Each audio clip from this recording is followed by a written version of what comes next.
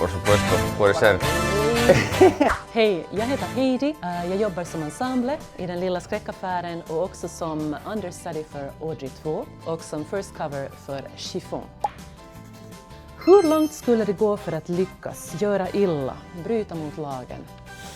Inte värst långt. Det beror ju på omständigheterna, men jag är en människa som har en ganska stark moralisk kompass och jag är sådär att nej, man ska vara snäll mot alla andra. Ja, vill jag ju tro om mig själv i alla fall. Hej, jag heter Peter Kanerva och jag är skådespelare och jag spelar tandläkaren Ovin här i den lilla skräckaffären på Åbo Svenska Teater. Och nu ska jag ta en fråga. Vad kan man behöva offra för att nå framgång?